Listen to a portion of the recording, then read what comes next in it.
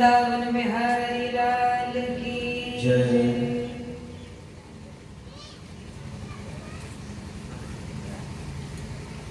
सचिनों, देवियों,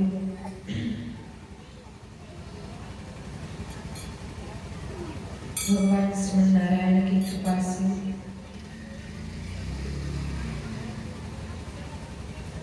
हम सभी कलयुगी साधारण जीवों के लिए,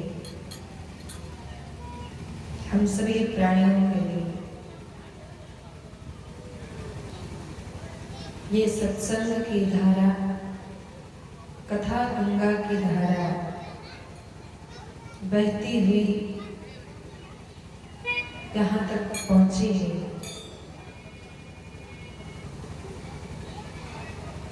और इस धारा में, इस कथा गंगा में जो डुबकी लगाता है,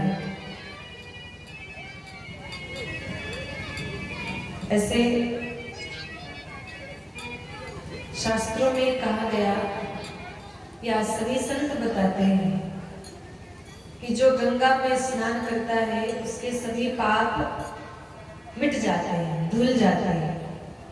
गंगा एक पवित्र नदी है और वो पवित्र नदी, गंगा में जो भी स्नान करता है सबके पापों को, सबके क्लेशों को दूर कर देती है।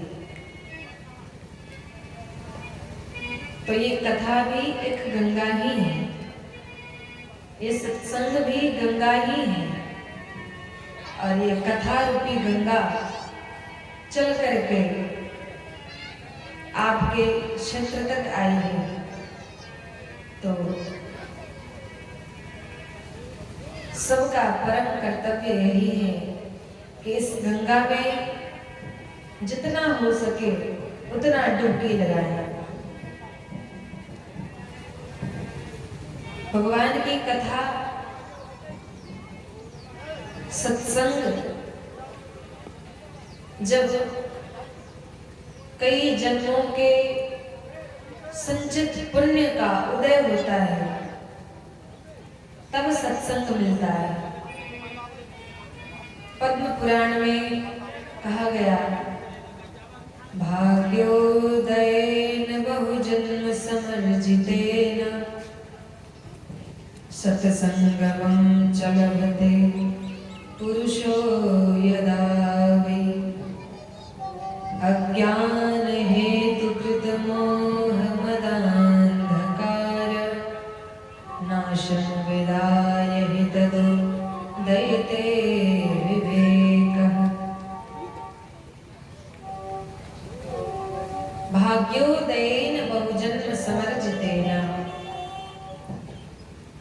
पहले बहुजन्म समर्जितेन तब भाग्योदयेन, अर्थात जब बहुत जन्मों के, अनेक पिछले जन्म के किए गए पुण्य का उदय होता है, संचित पुण्य का जब उदय होता है तब सत्संगमं च लभते पुरुषो यदा वै। कहते हैं कि जब पुण्य पुंज फल देने के लिए तैयार होता है तो संत कहते हैं हमारा भाग्योदय हो गया, हमारा भाग्य खुल गया, आज हमारा भाग्य उदय हो गया। तो जब भाग्योदय हो गया तो क्या मिला, क्या लाभ हुआ? कहा सत्संगमं च लभते। जब भाग्योदय हुआ तब सत्संग मिला, कथा मिली। कहा सत्संग से क्या होता है, सत्संग से क्या होगा? तो कहा कि अज्ञान हेतु कृत मोह मदांधकार, अज्ञान के कारण जो हमारे हृदय में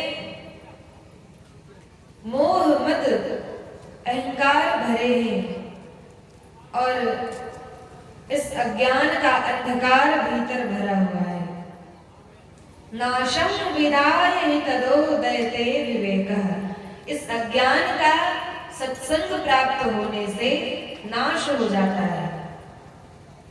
जिस प्रकार सूर्य उदित होते ही अंधकार रात्रि को नष्ट कर देते हैं, अंधकार नष्ट हो जाता है, उस उसी प्रकार ज्ञान का प्रकाश, ज्ञान का सूर्य हमारे हृदय में जब प्रकट होता है तो भीतर के सब अज्ञान रूपी मोह मद सब मिट जाते हैं, दूर हो जाते हैं।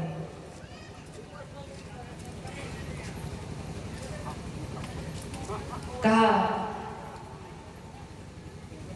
पहले से अज्ञान भरा हुआ था और अब ज्ञान का प्रकाश हुआ तो अंधकार नष्ट हो गया। तो फिर क्या बचा? मिला क्या? अंधकार था, दूर हो गया, लेकिन मिला क्या? कहा दैते विवेक, विवेक की प्राप्ति हुई, विवेक मिला। विवेक माने विवेक ज्ञान का वह सूक्ष्मतम अंश है जिससे जीव परमात्मा को पहचान सकता है, भक्त भगवान को जान सकता है।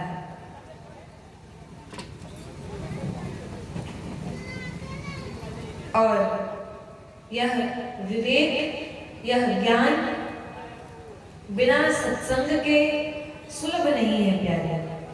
इसलिए यह सत्संग की गंगा यहाँ तक बहती हुई आई है। तो अवश्य ही जो लोग अपने को बुद्धिमान समझते हैं, जो लोग बुद्धिजीवी कहलाते हैं, उन्हें इस कथा गंगा में, इस सत्संग की धारा में अवश्य ही डुबकी लगानी चाहिए। क्योंकि कल आप सबने सुना कि परीक्षित जी कहते हैं कि जीव का परम धर्म क्या है? तो सुखदेव जी ने कहा कि जीव का परम धर्म भगवान से प्रेम करना है। तो भगवान से प्रेम कैसे होगा? कहा जब तक इन्हें जानेंगे नहीं, जब तक इन्हें पहचानेंगे नहीं, तब तक प्रेम होगा ही नहीं। तो इन्हें जानने का यह ज्ञान, यह विवेक इस सत्संग से ही प्राप्त होता है। मानस में गोस्वामी जी कहते हैं, बिनु सत्संग विवेक न होई, बिनु सत्संग विवेक न होई, बिनु सत्संग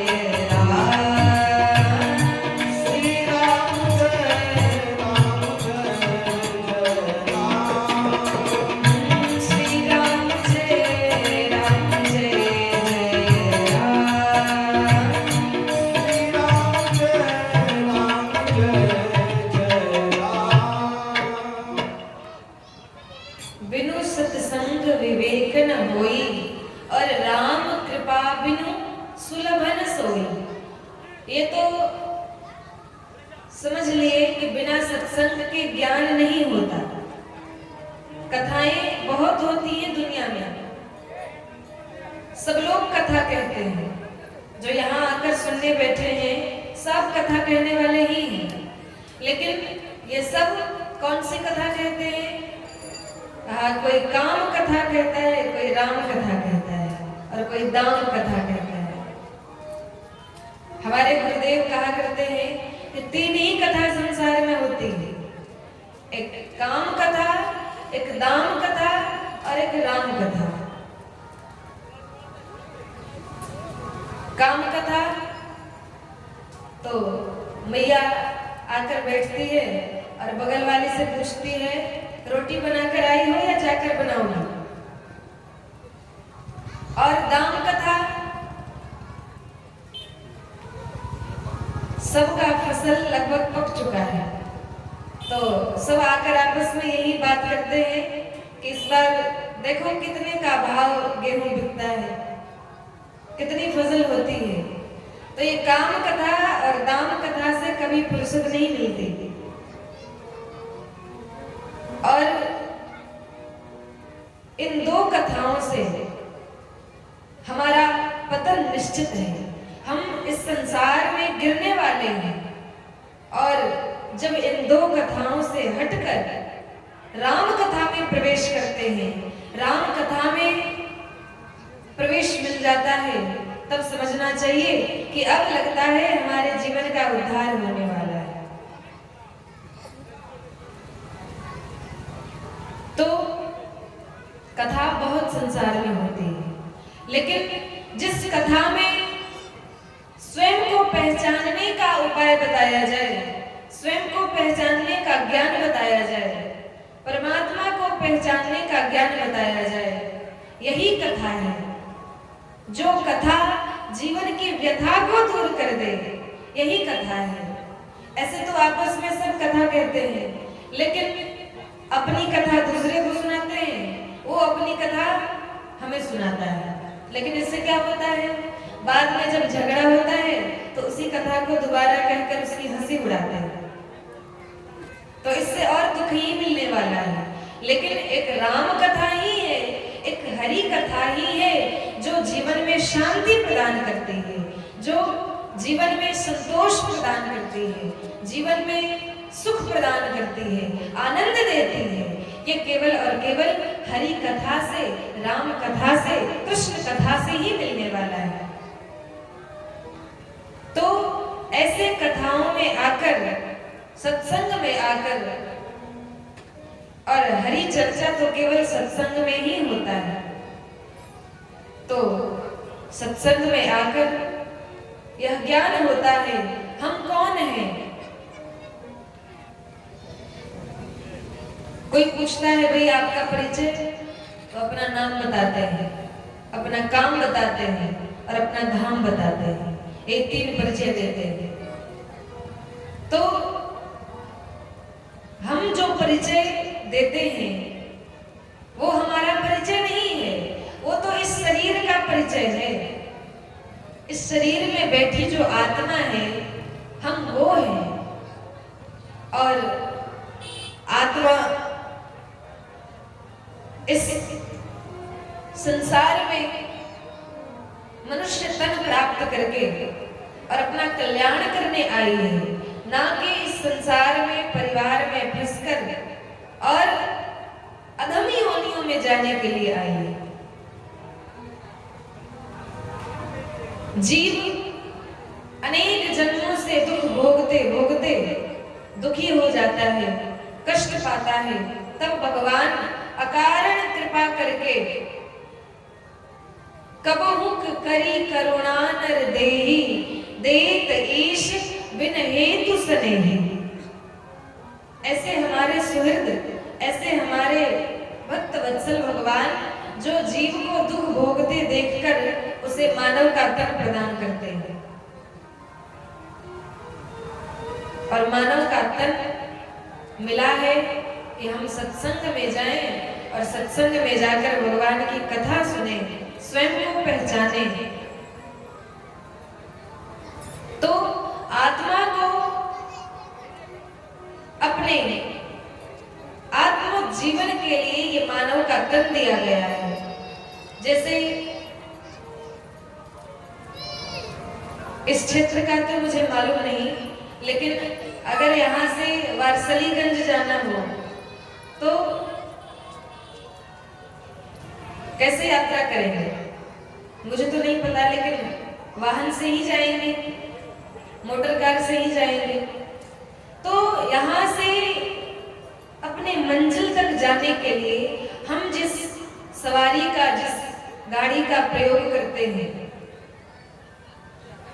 कि इसमें बैठकर हम यहाँ से वहां पहुंच जाए, उसी प्रकार ये मानव का तन भी एक, समझ लीजिए, वाहन ही है, गाड़ी है, मोटर ही है। इसमें आत्मा बैठकर यात्रा करती है और हमारी यात्रा, हमारा मंजिल भगवान के धाम में है, भगवान के पास है। तो यहाँ से वहां तक की यात्रा इस शरीर में रहकर करना है। ये शरीर मानो एक गाड़ी है, एक घर है, जिसमें बैठकर आत्मा इस शरीर का नियमन करती है, अर्थात इस शरीर के सहायता से कर्म करती है, भक्ति करती है, भजन करती है, कथा सुनती है और अपना कल्याण करती है। तो आत्मा अलग है, शरीर अलग है।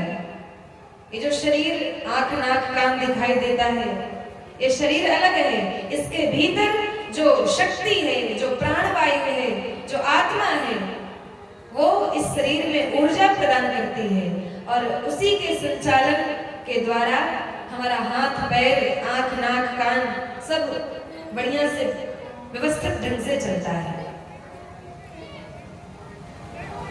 तो भगवान ने ये मोटर कार, शरीर रूपी घर हमें प्रदान किया और कहकर भेजा कि जाओ, जाकर भजन करो, सत्संग करो, कथा सुनो और अंत में हमारे पास आ जाओ।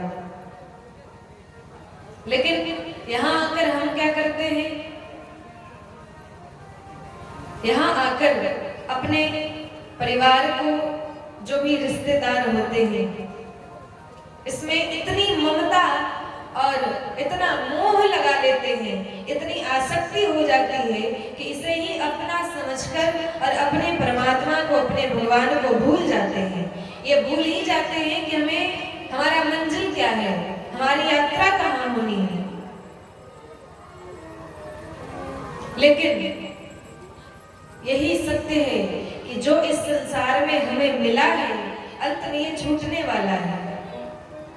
जितने भी संबंधी हैं, जितने भी रिश्तेदार नाते हैं, सब मिटने वाले हैं, सब यहीं पर रह जाएंगे। जब हमारी अंतिम यात्रा होगी तो कोई हमारे साथ नहीं होगा। साथी है मित्र गंग के जल बिंदु पान तक, साथी है मित्र गंग के जल बिंदु पान तक, अर्धांगिनी बढ़ेगी केवल मकान तक, परिवार के सब लोग चलेंगे मसान तक, बेटा भी हक निभाएगा सब अग्निदान तक, अग्निदान तक।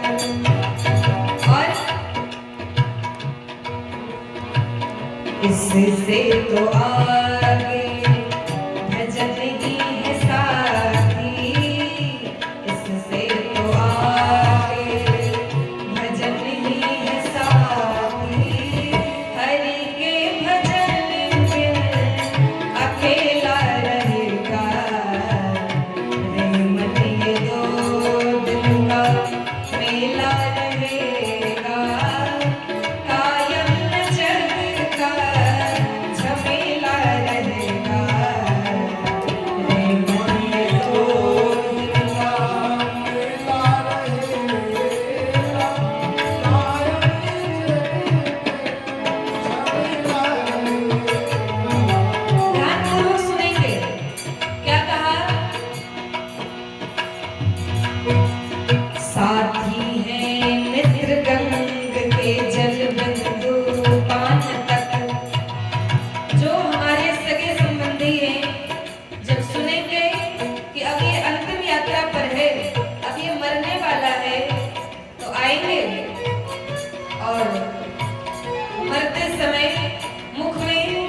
देंगे, चैन से मरने भी नहीं देते। ये संसार वाले जीवन भर कितना भी कमा कर दे दो, जीवन भर इस संसार के लिए हम क्या नहीं करते, अपना खून बहाते हैं, लेकिन अंत में वे चैन से मरने भी नहीं देते। इतना मुख में जल देते हैं कि व्यक्ति और जल्दी मर जाता है, सांस लेने में भी नहीं बनता। साथी है मित्र गंग के जल बिंदु पान तक, ये साथी संबंधी तो दूर के रिश्तेदार हैं।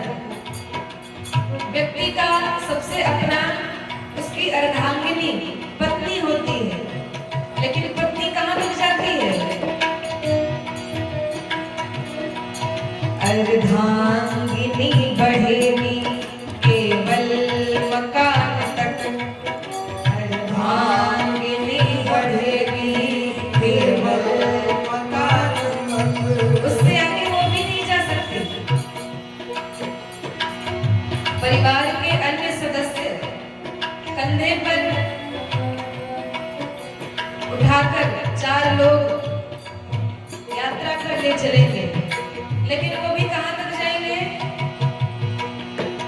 परिवार के सब लोग चलेंगे मसान तक, परिवार के सब लोग चलेंगे मसान तक, श्मशान तक ले जाकर रख देंगे।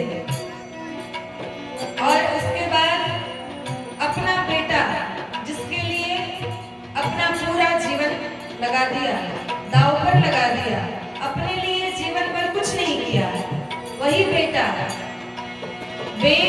भी हक निभाएगा सिर्फ अग्निदान तक, अग्निदान तक। लेकिन हमारी यात्रा यहीं पर समाप्त नहीं होती। यहाँ से तो सब संसार वाले पीछे छूट जाएंगे, लेकिन इससे आगे हमें तो बहुत आगे जाना है। हमारी मंजिल क्या है? भगवान ये कहकर भेजे कि तुम जाओ और ऐसा कर्म करो, हमारा भजन करो, भक्ति करो, और भक्ति के द्वारा हमारे धाम में पहुंच जाओ। तो भगवान के धाम तक यात्रा करनी है, तो उस यात्रा में ये संसार वाले साथ नहीं देंगे। कौन साथ देगा? इससे तो आगे, इससे तो आगे भजन ही है साथी, हरि के भजन बिन अकेला रहेगा। मन ये 2 दिन का मेला रहेगा, कायम न चलेगा झमेला रहेगा।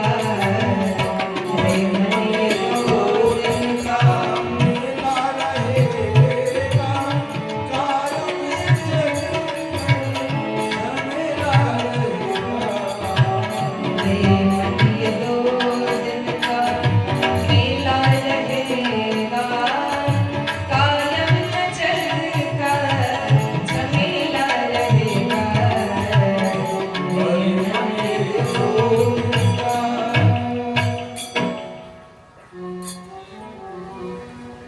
इससे तो आगे भजन ही है साथी। क्या साथ निकला कि सब यहीं रह जाएंगे, आगे कौन जाएगा? तो भजन साथ जाएगा, भगवान का नाम साथ जाएगा।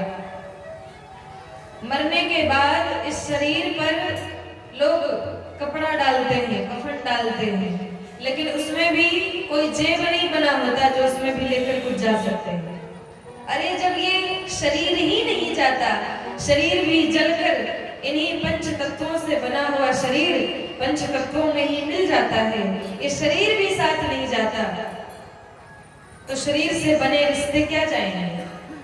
तो आत्मा का कमाया हुआ पुण्य, आत्मा का कमाया हुआ नाम धन यही साथ जाएगा, और यही हमारी अंतिम यात्रा में हमारा साथी बनेगा, और यही हमारा कर्तव्य कर्तव्य है कि हम